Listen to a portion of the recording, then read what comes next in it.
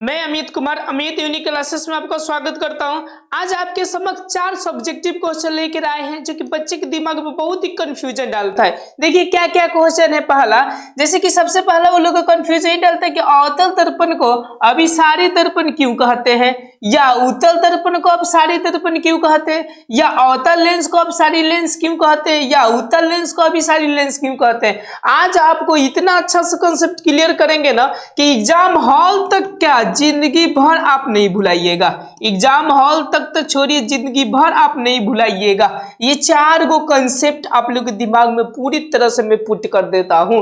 तो चलिए पूरा बेसिक से लेकर चलते, वीडियो स्किप मत करिएगा क्योंकि यहां से पक्का है कि 5 मार्क्स का क्वेश्चन सब्जेक्टिव ऑब्जेक्टिव मिलाकर पूछ सकता है। जैसे फॉर एग्जांपल ऐसा क्वेश्चन पूछ सकता है कि अवतल दर्पण को क्या कहते हैं, या उत्तल दर्पण को क्या कहते हैं, या अवतल लेंस को क्या कहते हैं, या उत्तल लेंस को हम क्या कहते हैं। ऐसा क्वेश्चन यहाँ से 4 go subjective question sorry objective question उठा सकता है। और सब्जेक्टिव को बात छोड़िए, इसमें से एक नहीं को पूछ देगा तो लोग इसमें कंफ्यूज रहते थे। ये सारे कंफ्यूजन को आज दूर करेंगे। तो चलिए अब हम आप लोगों को बताना यहाँ पे चालू करते हैं। सबसे पहले हम ये बताना चाहते हैं 2 गो टॉपिक कि अभिसारी और अपसारी क्या होते हैं। ये बस 2 गो चीजें समझ जाइए किरण पुंज, तो आपको बाकी ये पूरा का पूरा शेड्यूल आपको समझ में आएगा। तो देखिए अभिसारी आपको बताते हैं, कौन सा बताते हैं जी बाबू, अभिसारी किसे कहते हैं।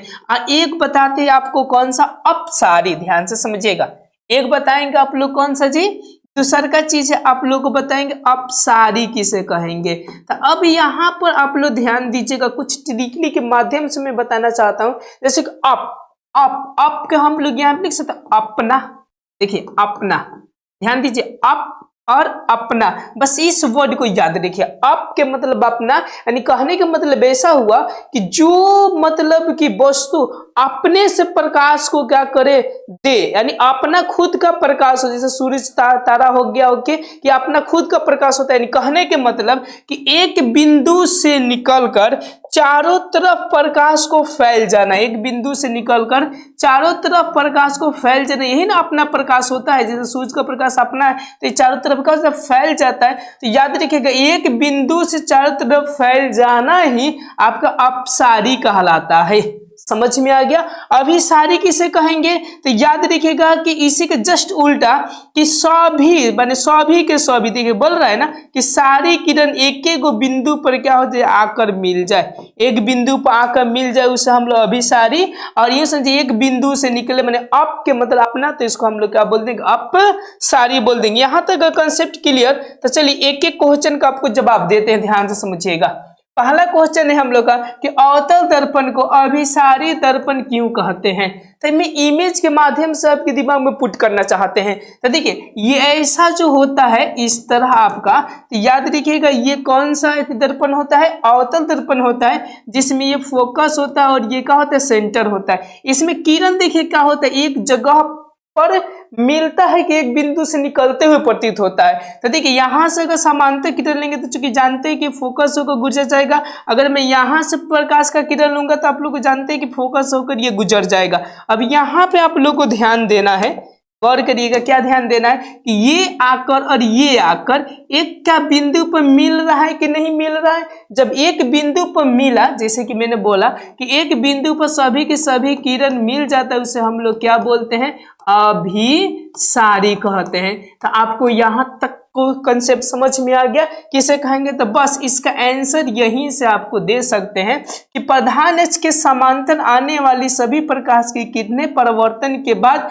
एक बिंदु पर मिलती है, इसलिए अवतल दर्पण को अभिसारी दर्पण कहते हैं। समझ में आया। अब चलिए परिभाषा लिखना होगा, तो इस तरह आप लोग लिख सकते हैं जैसा मैं बता रहा हूं आप लोग को। यहां पर क्या लिखिएगा, क्योंकि पर से डाल दीजिएगा, क्योंकि यहां पे लिखिएगा प्रधान अक्ष के समांतर, प्रधान अक्ष के समांतर, जैसे कि यहाँ पे आया ना प्रधान अक्ष के समांतर, याद रखिएगा प्रधान अक्ष के समांतर आती हुई प्रकाश की किरणें, आती हुई प्रकाश की किरणें, याद रखिएगा। आप लोग संग संग लिखते चलिए, प्रकाश की किरणें, यहाँ पर आती हुई प्रकाश की किरणें परावर्तन के बाद, याद रखिएगा परावर्तन के बाद, आगे आपको बताते हैं कि परावर्तन के बाद मुख्य अक्ष के, याद रखिएगा मुख्य अक्ष के, या तो छोड़िए, परिवर्तन के बाद एक बिंदु पर मिलता है, एक बिंदु पर, याद रखिएगा मिलता है, मिलता है, बस इतना ही लिख दीजिएगा, मिलता है या अभिसारित होता है, याद रखिएगा अभिसारित होता है, बस इतना तो मेन आंसर है।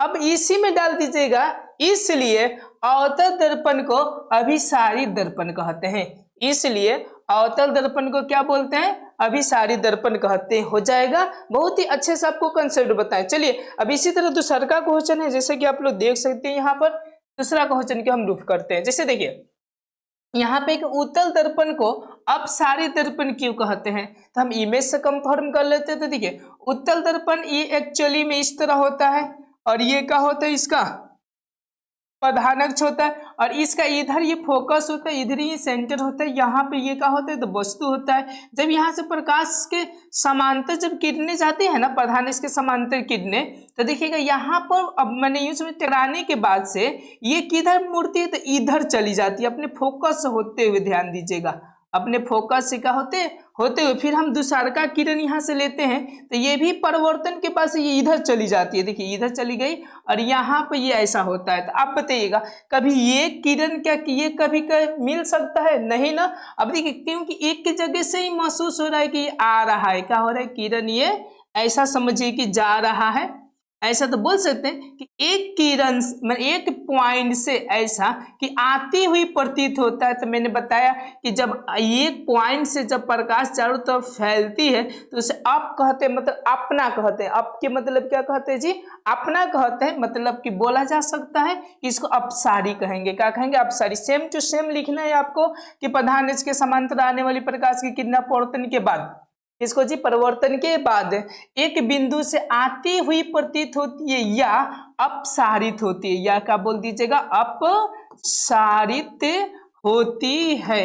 चलिए इसका लैंग्वेज कैसे लिखाएगा, तो मैं आप लोग को यहाँ से दिखा देता हूँ कि इसका। अब हम इनके लैंग्वेज को देख लेते हैं। देखिए बाबू, जैसा कि मैंने आप लोग को लैंग्वेज बताए थे कि उत्तल दर्पण के अपसारित दर्पण इसलिए कहते हैं कि उत्तल दर्पण के समांतर, माने यूं समझिए मुख्य अक्ष के समांतर लिखिएगा, आने वाली प्रकाश की किरणें परिवर्तन के बाद एक बिंदु से, एक यहाँ पर डालना जरूरी है, एक बिंदु से आती हुई या अपसारित होती हुई प्रतीत होता है, इसलिए उत्तल दर्पण को क्या बोलते हैं, अपसारित दर्पण कहते हैं।